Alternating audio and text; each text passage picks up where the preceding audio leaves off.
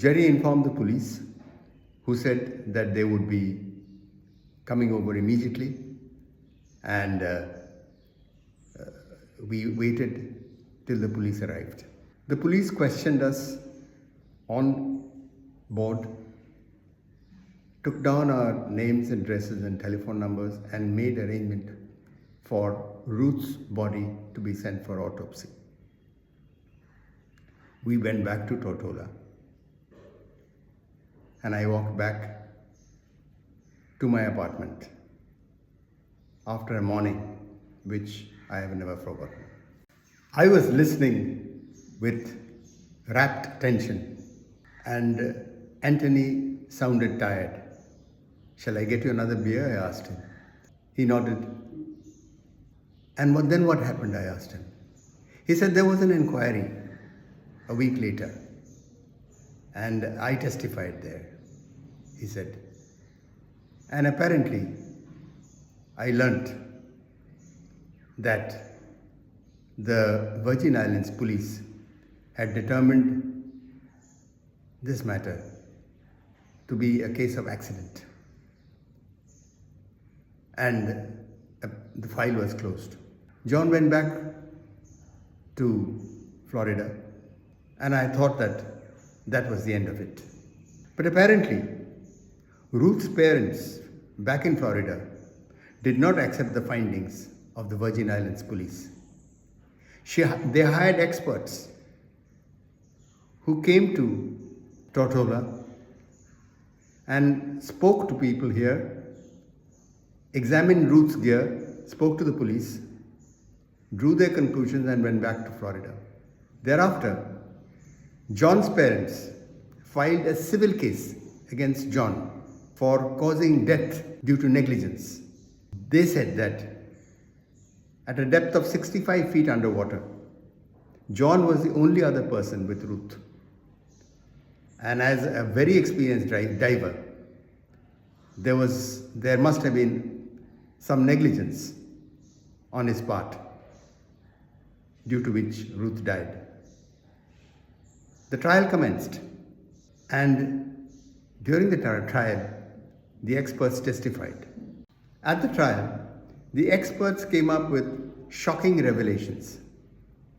They said that in their opinion, someone approached Ruth stealthily from behind, yanked off her face mask and cut off her air supply. And at that depth, Ruth had no chance. And that this was a case of premeditated murder. The court agreed, and when the verdict of the court reached the Virgin Islands police, they reopened the case.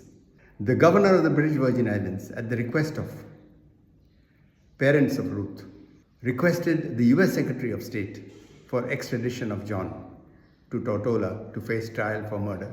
John arrived and was lodged in the jail, which is not far away, as you know, said Anthony. I nodded. At the trial, the prosecution submitted that John had ample reasons to murder Ruth. They said that Ruth was the owner of the dive shop and had considerable property, and that John had been seeing another woman for quite some time, and that the prenuptial agreement between John and Ruth specified that in the event of a divorce, John would receive nothing from Ruth. So there was no option for John. A divorce would not do. He would have to eliminate her, and that's what he did. The defense argued that John came from a violent background in his childhood. But then the court found him guilty of murder, purely on circumstantial evidence. And then what happened? I asked Anthony. He said, well, the matter went up to the Caribbean Court of Justice. And there the lordships found that there were irregularities and procedural lapses at the civil court stage in Florida, and that the matter strictly required a retrial. But they also said that since over 15 years had passed, a retrial would not serve its purpose because of lapse of memory. And then what happened, Anthony? I asked him. Well, the matter went up to the Caribbean Court of Justice, said Anthony. And there the lordships found that there had been flaws in procedure at the trial stage in Florida, and that the entire matter was legally flawed. So did John walk out a free man? Yes, I believe, sir, he did. Anthony got up, looked sad, and we walked out of the restaurant into the sunshine. Thank you. This is based on a true story, and names and locations have been changed. Thank you very much.